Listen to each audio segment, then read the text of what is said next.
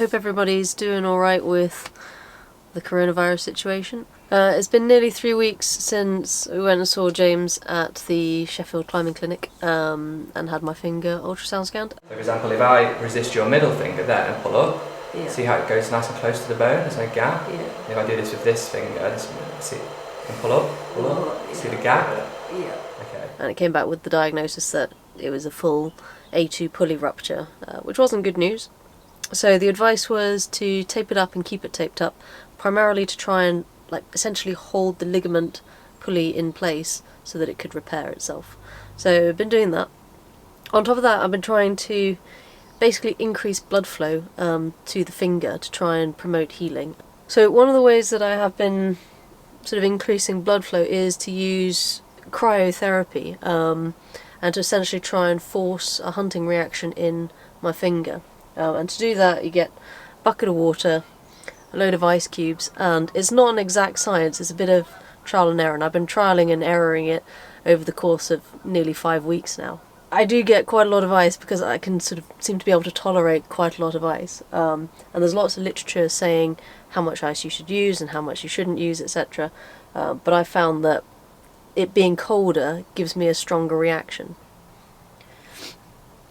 So the principles behind the cryotherapy is essentially, there's a chap called Thomas Lewis who back in the 1930s discovered this thing called the hunting response or the hunting reaction, and is where when extremities are actually placed in really cold conditions, and just the extremities, not the rest of the body is warm, you get what is known as this hunting reaction, which is basically vasoconstriction and vasodilation. So your capillaries constrict and expand and go through this alternating phase. Over the course of maybe 5-10 minutes, it might go into vasodilation and then vasoconstriction. But it's in the vasodilation phase that we're kind of interested in, because the increased blood flow, significant increased blood flow to the extremities, actually obviously increases the blood to that area, increases the circulation, and delivers essential nutrients to your ligaments and your tendons and the things that don't generally get good blood supply. What I've found is that I do need quite cold water for this to work. With just cold water and 1 or 2 ice cubes, I found nothing. And for me, it's about 4 minutes before you get the tingling sensation. So knowing that you're starting to actually go into vasodilation, which is that tingling sensation you sometimes get when you've been out, ice climbing or really cold conditions, and then you go in somewhere warm and then your blood suddenly starts rushing to those extremities. That's that sort of screaming barfies feel. And then after about sort of 6 minutes, it actually starts to feel really warm, and that's when you know it's like a peak blood flow. And then after time, it'll actually start to dip again, so my fingers will start to feel cold. They might go through another tingling phase, and then they'll start to feel warm again. So it's not a continuous increased blood flow and just stays like that. It does sort of dip in and out, which is that vasodilation, vasoconstriction, alternating the hunting response. So it's been 7 minutes now since the hand went into ice, or ice water, and you can see that the hunting response is starting. It's going very, very pink, whereas initially you might think if you put your hand in cold water it would just go white because it's too cold and all the blood constricts, and it does initially, and then it'll start to actually produce this response. So it's gone through the slight tingling phase and it's now in the sort of warming phase. I have noticed that you have to be quite warm, your core itself has to be definitely warm for this to work. If you're feeling cold, your fingers might not react in the same way. Another one is that I found if I've eaten quite recently, I tend to get a stronger response, whereas if I've eaten maybe 2-3 hours in the past, it doesn't seem to work as well for some reason. I don't know, maybe I just need food for this to work. That's all personal experience, that's not saying it's scientific in any way. If you are going to do this, is to just trial and error it yourself, see how many ice cubes you need for it to work. It might work for some people, it doesn't work for everybody, is what the literature also says.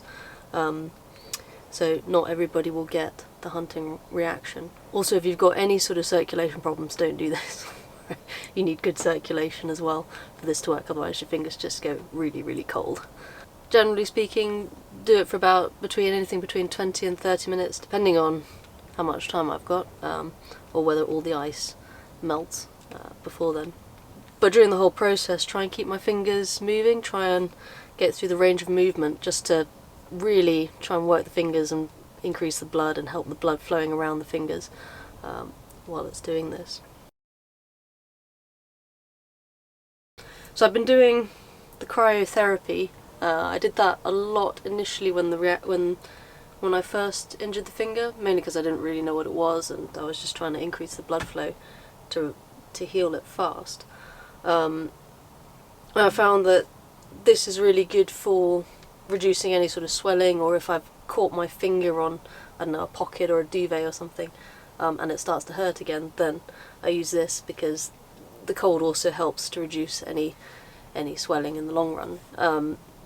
I have also been doing hot and cold therapy, where you have hot water, cold water, and you alternate for 2 minutes in each one. And again, that really promotes blood flow. You sort of get that increase of blood flow with the hot water, then sort of shocking it into cold to then put it back in hot again, increases the blood flow. And I found very similar results with the two of them. You do get like a very nice sort of pink section of hand after both of them. And the reason I flit in between the two is, one, that the hot and cold therapy is a bit more time, well, not more time consuming, it's a bit more faff, in that you need 2 different temperatures of water to maintain. So I tend to have 1 bucket of cold water with ice cubes and filling them in, and then a kettle full of water to keep topping up the hot water. And it is a bit more of a faff, and living in the van when we're quite sort of strict with water, that's quite luxurious in terms of water use. So tend not to do that one so much, because that does use double the quantity of water. This one just uses 1 bucket, all the ice in one go. The problem is that you do have to sit through quite a lot of initial, I suppose, pain, I guess. But over time this has actually eased up and is easier to do the more and more you do it.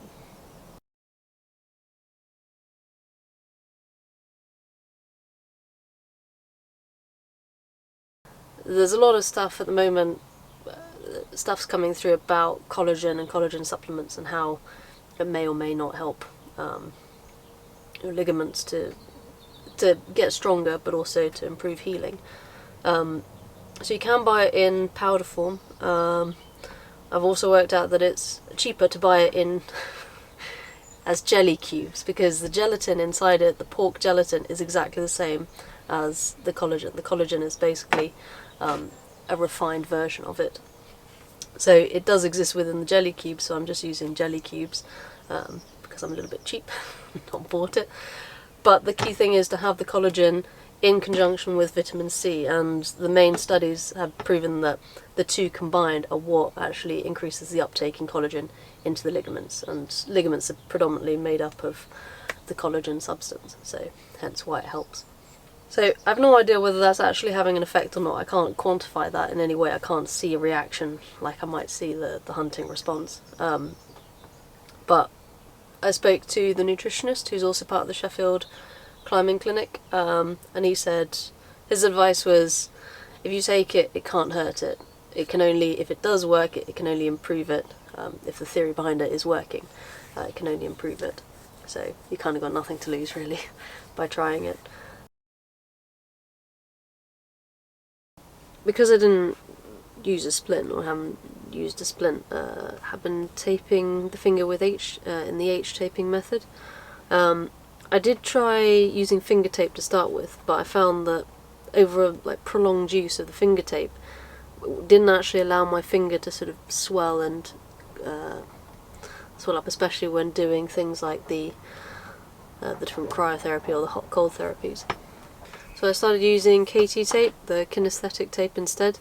And to do the H tape, I cut a section that was the same length as my finger, relatively wide as well, because you don't want like a thin strip that's cutting off the circulation or anything. So it was a fairly wide strip as well. So yeah, just cut what would be essentially a capital H almost. I found that if I cut too close to the middle, if I made this gap here too small, then it didn't seem to feel as supportive, so I've left it quite wide, almost as wide as it sort of ending up about here on the finger, and aiming to get it across this joint here. And it is taping this pulley as opposed to the A2 pulley, but James was saying that by actually taping this one and supporting it, you're subsequently supporting the A2 pulley, and also keeping it in place. And as you tape it up, try and keep your finger not bent like that, but not 100% straight either, just to allow that movement. So yeah, that's to support it, that's to keep the ligament in place and hopefully heal it up over the long term.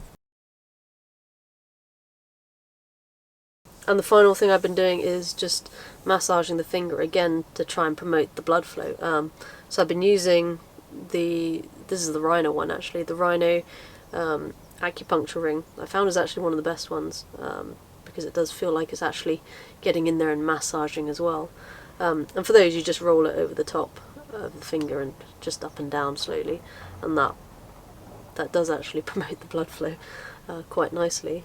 I've been avoiding the finger roller massager, just sticking with the acupuncture ring, mainly because this one, because you can sort of squeeze it and put pressure on it, it might actually have an adverse effect on the healing of the ligament to begin with and the pulley. So I've been leaving that one alone a little bit and focusing on the ring to actually get the blood flow. But that will come back into play probably once I can start exercising. Do remember, I am not a medic in any way, shape or form. This is just sort of the stuff that I've been doing that I've found has been helping me, and what works for me. I mean, the ice therapy for me has worked in the past when I had the shoulder injury, even through surgery as well. The ice therapy really helped heal that quite quickly, so I'm hopeful that it's doing the same with the finger. That's kind of what I've been doing for the past couple of weeks, and I got one more week of keeping it taped up before I start actually doing any form of exercises with it. So it has been all about just increasing blood flow with the cryotherapy, trying to get the hunting reaction. Do remember that doesn't always work for everybody. It might not work for some people, so maybe try the hot-cold therapy instead. I do also do the hot-cold therapy for 2 minutes at a time for each one for about 16 minutes. So yeah, that's another option. The collagen is just something I've been playing around with in its sort of unrefined form, and hopefully that might help, it might work. Hope you found this useful. Do subscribe and see how I get on with some exercises next, I guess. Anyway, see you in the next one. Bye!